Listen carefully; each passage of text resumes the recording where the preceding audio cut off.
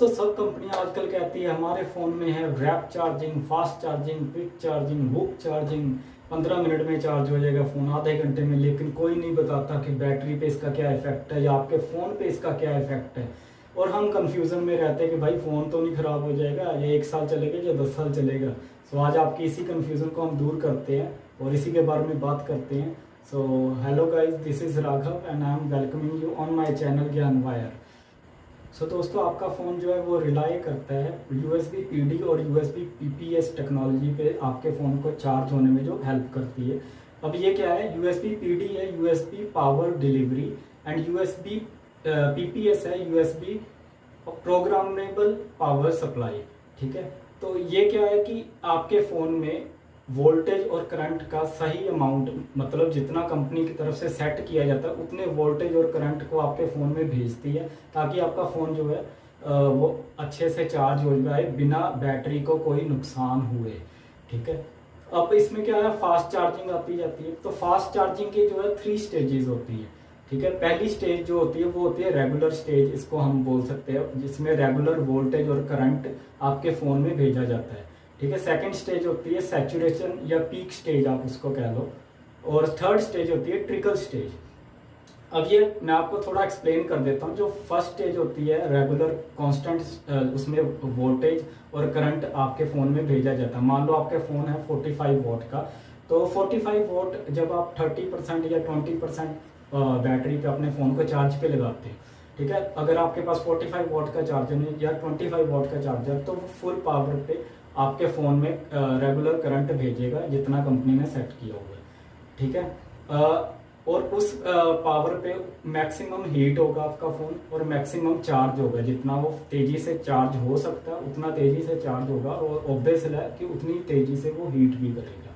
So second stage हमारे पास आती है सैचुरेशन और पीक स्टेज, जिसे हम कहते हैं। मतलब आपका फ़ोन 80% तक चार्ज हो गया है और अभी वो क्या है कि अपने पीक पे पहुंच गया है, और तब जो है आपका चार्जर या आपके फ़ोन में जहाँ भी चिप इंस्टॉल्ड होती है, चार्जिंग आईसी इंस्टॉल्ड होती है, क्योंकि आजकल कुछ फ़ोन्स में जो लाइक OnePlus चार्जिंग आईसी जो है वो अडॉप्टर में आने लग गए हैं रादर देन फ़ोन। सो जहाँ भी आपके आईसी इंस्टॉल होते हैं वो आपके जो है करंट और वोल्टेज को कम कर देते हैं 80% के बाद, ताकि आपका फ़ोन धीरे धीरे चार्ज हो सके। क्योंकि लिथियम आयन बैटरी जो होती है वो एक लिमिट के बाद करंट को कम ऑब्जर्व करना शुरू करती है। जैसे आप एग्जांपल के लिए मैं आपको बता देता हूँ, एक स्पंज ले लीजिए आप। ठीक है, स्पंज जब आप ड्राई स्पंज लोगे, उस पर पानी डालोगे तो फिर फटाफट जो है पानी को ऑब्जर्व कर लेता है अपने अंदर। लेकिन धीरे धीरे जैसे आप और ज़्यादा पानी डालते जाओगे तो वो पानी उतना ही कम अपने अंदर ऑब्जर्व करेगा। ऐसा क्यों? क्योंकि उसकी कैपेसिटी उतनी है। सेम रूल अप्लाई होता है लिथियम आयन बैटरी में। शुरू शुरू में वो बहुत तेज़ी से चार्ज होती है, लेकिन जैसे जैसे उसकी चार्जिंग कैपेसिटी बढ़ती जाती है, मतलब अपने पीक लेवल पे पहुंचती है, वो 80% के बाद वो कम धीरे होना शुरू हो जाती है। उसका वोल्टेज और करंट धीरे ऑब्जर्व करती है अपने अंदर। ठीक है, और थर्ड जो हमारी स्टेज आती है वो होती है ट्रिकल स्टेज। ट्रिकल स्टेज में क्या है कि चार्जर भी अपने और कम करना शुरू कर देता है। मतलब आप 90% को 100% में जाने में आपको पता है 20 से 30 मिनट लग जाते हैं एक फास्ट चार्जर में भी। ठीक है ना, अगर आप पूरा चार्ज करोगे तभी वो कहाँ तो आधे घंटे में वो 50% चार्ज हो जाती है, कहाँ वो अगला आधा घंटा लेती है पूरा सिर्फ 20% चार्ज होने में। सो ये कंपनी की तरफ से उनकी टेक्नोलॉजी पे डिपेंड करता है कि वो 80% पे करंट को कम करती है या 70% पे करती है या 50% से धीरे धीरे कम करती है। ये अलग अलग कंपनीज अपने हिसाब से सेट करती है ताकि आपकी बैटरीज को कोई नुकसान ना हो सके। ठीक है, अब आप कहोगे कि यार तुमने पिछली वीडियो में बोला था कि फास्ट चार्जिंग आपके फ़ोन के लिए अच्छी नहीं है, स्लो चार्ज किया करो जब ज़रूरी ना। तो देखो भाई, बात ऐसी है कि आप चीज़ों को ब्लैक और वाइट में मत देखो। ठीक है ना, एक फास्ट चार्जिंग जो होती है वो पूरी तरह से ख़राब भी नहीं है आपके फ़ोन के लिए। ठीक है, हार्मफुल भी नहीं है, लेकिन ये डिपेंड करता है। ठीक है, डिपेंड ऐसे करता है कि आप मान लो मैंने आपको पिछली वीडियो में बताया था कि सैमसंग और एप्पल जो है फास्ट चार्जिंग नहीं देते, या वो धीरे धीरे अपने फास्ट चार्जिंग को ऊपर लेवल पे लेके जाते हैं।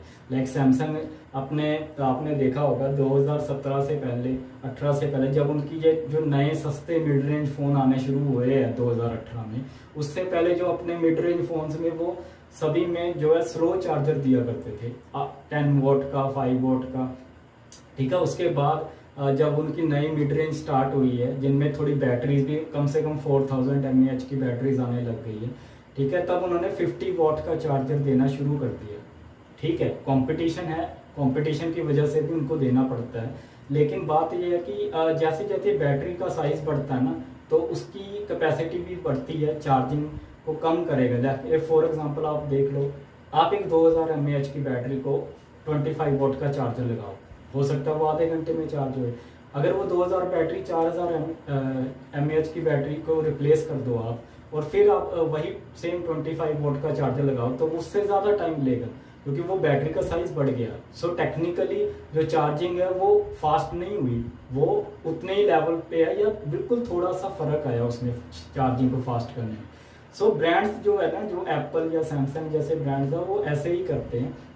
देने को वो भी 45 वोट चार्जर दे सकते हैं, जैसे मैंने लास्ट वीडियो में देखते, लेकिन उनको अपनी टेक्नोलॉजी को उस हिसाब से डेवलप करना होता है कि आपको क्वालिटी भी मिल सके, ठीक है ना, आपको फ़ोन लंबे टाइम तक आप यूज़ भी कर सको। सो फिर 2019 में सैमसंग ने देखो 25 वोट चार्जर अपने फ्लैगशिप नोट सीरीज़ के साथ आना शुरू हो गया, और इस साल आप देखोगे 2020 में वही 25 वोट का चार्जर जो है वो उनके मिड रेंज फ़ोन M31s में आने लग गया है, ठीक है, और ऑब्वियसली बाकी फ़ोन्स में भी आएगा, और उनका फ्लैगशिप का में भी इस बार 45 वोट इनबॉक्स आने लग जाए। सो कंपनी धीरे धीरे वो अपग्रेड करती रहती है। देखो अब बाकी जो आप बोलोगे अदर जो कंपनीज है वो 4500 वॉट पे चली गई है, उसका रीज़न ये है कि देखो जो वीवो, ओप्पो जैसी चाइनीज़ कंपनीज हैं, उनको उतना रेपुटेशन की केयर नहीं होती है जितनी सैमसंग और एप्पल जैसे ब्रांड्स को करनी पड़ती है, क्योंकि वो एक ओल्ड ब्रांड्स है, उनकी एक मार्केट में ट्रस्ट है, ठीक है। आप भी अब सैमसंग एप्पल का फ़ोन थोड़ा महंगा खरीदते हो, क्यों खरीदते हो? अच्छी सर्विस और उनके ट्रस्ट के लिए कि एक ब्रांडेड फ़ोन कंपनी है, ठीक है। सो उनको अपनी कोई भी नई टेक्नोलॉजी, पहले सैमसंग लेके आता था फटाफट अपने फ़ोन्स में नई टेक्नोलॉजी, अभी वो थोड़ा सा एक्सपेरिमेंट कम करता है। अब आपने 108 मेगापिक्सल का कैमरा सेंसर सैमसंग ने लास्ट ईयर लॉन्च किया था, वो सबसे पहले MI के फ़ोन में आया, ठीक है, उसके बाद अभी सैमसंग के फ़ोन में आया, और फिर भी थोड़ा फोकस इश्यूज आए, और सारी वर्ल्ड में कह लो कि सबने उस चीज़ को बोला कि यार सैमसंग के फ्लैगशिप में फोकस इश्यूज आ गए, जो बाद में सॉफ्टवेयर से उन्होंने ठीक भी कर दी। लेकिन ये कंपनी की रेपुटेशन के लिए बहुत बुरा होता है। सो इसी वजह से वो कंपनीज जो है वो धीरे धीरे अपग्रेड करती है, ताकि उनके कस्टमर्स को कोई भी किसी भी तरह की दिक्कत ना आए, और उनकी बैटरीज पे कोई इफेक्ट ना आए, फ़ोन की क्वालिटी पे उनके जो अंदर कंपोनेंट्स लगे उनको हीट की वजह से कोई दिक्कत ना आए, और आपका फ़ोन जो है वो ज़्यादा अच्छा experience they in long term आपको। सो जो सभी अब ओवरऑल सारे फ़ोन्स की हम बात कर रहे हैं, सो आपको सेफ कैसे रखना है। फास्ट चार्जिंग अब देखो ज़रूरत बन चुकी है आज के टाइम में, हमें जल्दी कहीं जाना होता है, और हम चाहते हैं कि हम आधा 1 घंटे में फ़ोन चार्ज करें, आधे घंटे 15 मिनट में, और आराम से चलाएं, ठीक है ना, क्योंकि हर काम हमारा फ़ोन पे डिपेंड करता है। सो मैं आपको थोड़े से टिप्स देता हूँ इसमें। पहली बात तो ये है कि आप जो अपना फ़ोन है वो फुली चार्ज मत करो, ठीक है। ऐसा नहीं है कि बिल्कुल ही मत करो, लेकिन कोशिश करो अवॉइड करने की। चार्ज कैसे करना, 20 से 30% जब आपकी बैटरी रह जाए, मतलब 30% पे आ गई, 25-20 पे, तब आप चार्जिंग पे लगा दो फ़ोन को, और 80-90% तक ही उसको चार्ज करो। अब आप कहोगे उसमें यार चार्जिंग सर्कल्स मेरे सारे यूज़ हो जाएंगे, जो चार्जिंग साइकिल्स, देखो चार्जिंग साइकिल का ऐसा है कि जो हम मिड रेंज फ़ोन यूज़ करते हैं उनमें एटलीस्ट 400 to 500 बैटरी के चार्जिंग साइकिल्स रहते हैं, चाहे वो किसी भी कंपनी का फ़ोन हो, ठीक है। बुरे से बुरा भी, अब अगर आप थोड़ी चीप क्वालिटी की बैटरी भी यूज़ करेंगे तब भी 400 तकरीबन चार्जिंग साइकिल रहते हैं, ठीक है। और अगर फ्लैगशिप वगैरह हो तो 800 to 1000 चार्जिंग साइकिल्स भी होते हैं, ठीक है ना, इसीलिए फ्लैगशिप महंगे होते हैं, उनमें क्वालिटी ऑफ कंपोनेंट्स जो है वो ज़्यादा बेटर यूज़ की जाती है। और इवन ब्रांड्स के साथ अगर सैमसंग एप्पल लोगे तो वो और कॉस्टली होते हैं, बिकॉज वो अपनी क्वालिटी पे कॉम्प्रोमाइज़ नहीं करते, ठीक है। वो उनका जो है वो मार्जिन भी ज़्यादा होता है, बहुत ज़्यादा रखते हैं, लेकिन वो क्वालिटी भी आपको बेटर प्रोवाइड करते हैं। जब आप यूज़ करोगे उनको 2-4 बार आप अब जो लोग देखो सालों से सैमसंग या एप्पल के फ्लैगशिप यूज़ कर रहे हैं, वो कभी भी दूसरी कंपनीज पे स्विच नहीं करते, बिकॉज उनको पता है उनको क्या एक्सपीरियंस मिल रहा है। ठीक है, सो जो MI और ओप्पो के या वीवो के जो भी अदर कंपनीज है, उनके भी जो फ्लैगशिप्स हैं उनमें हायर जो साइकिल्स यूज़ किए जाते हैं, बैटरी जो ऐसे लेवल की लगाई जाती है। ठीक है, सो चार्जिंग साइकिल्स की आपको चिंता करने की जरूरत नहीं है। और वैसे भी जब आप मान लो आधा फ़ोन चार्ज करते हो ना, तो आपको चार्जिंग साइकिल भी आधा ही यूज़ होता है। मान लो आपने 50% फ़ोन चार्ज किया है, ठीक है, नेक्स्ट डे आपने फिर से 50% फ़ोन चार्ज किया है, तो आपका एक चार्जिंग साइकिल ही यूज़ होगा। सो चार्जिंग साइकिल्स की टेंशन लेने की आपको बिल्कुल ज़रूरत नहीं है। और अब आगे जो नेक्स्ट स्टेप आता है हमारा फ़ोन को सेफ रखने का, वो होता है टेम्परेचर। देखो, जो हीट है वो आपके फ़ोन को डैमेज करेगी, स्पेशली जो लोग ज़्यादा हीट वाले एरियाज़ में रहते हैं, लाइक दिल्ली हो गया, पंजाब वाली साइड हो गया, हमारे यहाँ जैसे बहुत ज़्यादा गर्मियों में गर्मी पड़ती है, फ़ोन वैसे ही हीट कर जाता है अगर आप यूज़ करते रहो लगातार। तो अब तो चलो फ़ोन के प्रोसेसर और जब बढ़िया आने लगे हैं सब रैम वैम, तो अभी ये दिक्कत थोड़ी कम है, लेकिन चार्जिंग के वक्त ऑब्वियसली फ़ोन हीट करेगा। ठीक है ना, तो क्या है कि आपको जब फ़ोन आप चार्ज पे लगाओ, स्पेशली जब आप सीधा लगाते हो, डाउन होती है आपकी बैटरी, चार्ज पे लगाते हो, तो कोशिश करो कि आप फ़ोन को जो है बिल्कुल एयर वाले मतलब जहाँ पे एयर पास हो सके उस सरफेस पे रखो। ठीक है, आसपास खुली हवा हो। ठीक है ना, मतलब रूम में भी अगर चार्ज करो, ऐसा नहीं है रूम भी चार्ज नहीं कर सकते, टेबल पे रखो। मेरा कहने का मतलब जस्ट ऐसा नहीं है कि आप कई बार क्या लोग फ़ोन चार्जिंग पे लगा के ड्रॉल में डाल देते हैं या पिलो के नीचे रख के सो जाते हो और ओवरनाइट चार्ज करते हैं। ओवरनाइट चार्ज बुरा नहीं है, उसके बारे में आगे फर्दर बताता हूँ आपको। लेकिन आपको इन कहने का मतलब है कि खुली हवा में आप फ़ोन चार्ज करो, उसके ऊपर कुछ उसको हीट को बढ़ाने के लिए कुछ वो नहीं होना चाहिए। कवर भी अगर आप डालते हो तो कोशिश करो, या पहले तो आप हमेशा अपने फ़ोन के लिए जब भी कवर लो, लाइट सिलिकॉन कवर्स जो होते हैं वो यूज़ किया करो, वो सेफ्टी ज़्यादा देते हैं। रादर अगर आप शो ऑफ बड़े कवर्स लगाते हो मेटल वगैरह, वो मेटल के कवर जो होते हैं वो आपके सिग्नल पे भी असर डालते हैं। सो सिंपल और लाइट कवर्स यूज़ करो हमेशा। और चार्जिंग के वक्त अगर आप कर सकते हो क्योंकि लाइट कवर जो होते हैं सिलिकॉन, वो आप बार बार उतारोगे तब भी फ़ोन पे कोई स्क्रैचेस वगैरह नहीं आते। सो आप चार्जिंग के वक्त उनको उतार भी सकते हो, जो ज़्यादा बेटर रहेगा। और दूसरा जो पॉइंट, तीसरा थर्ड पॉइंट जो है वो कम यूज़ करो, अवॉइड करो। जब आप फ़ोन चार्ज पे लगाया होगा साथ में यूज़ करना या गेम खेलना अवॉइड करो इस चीज़ को। ऐसा नहीं आप कर नहीं सकते, कर सकते हो, लेकिन कोशिश करो कि कम। उससे क्या है कि आपकी बैटरी भी जल्दी से चार्ज होगी, फ़ोन हीट भी कम होगा। अब फ़ोन हीट कम होगा, वो सिर्फ बैटरी के लिए अच्छा नहीं है, फ़ोन के अंदर लगे हुए कंपोनेंट्स के लिए भी अच्छा है, जो आपको लॉन्ग टर्म, अगर आप लंबे टाइम फ़ोन यूज़ करने वाले हो, ये सब पॉइंट्स उनमें आपको काम में आए। अगर आप मेरे जैसे इंसान हो, 6 महीने 1 साल फ़ोन यूज़ करने वाले या 3 महीने यूज़ करने वाले, तो भाई आपको इन सब चीज़ों की चिंता करने की कोई ज़रूरत नहीं है। लेकिन अगर आपने फ़ोन 2 साल 3 साल यूज़ करना है, तो इन चीज़ों का आप थोड़ा सा, आपको लंबे टर्म में आपको हेल्प करेगी। फ़ोन आपका स्लो कम होगा क्योंकि कंपोनेंट्स हीट कम होंगे, उन पे असर, उनकी जो लाइफ वैसी बढ़िया रहती है।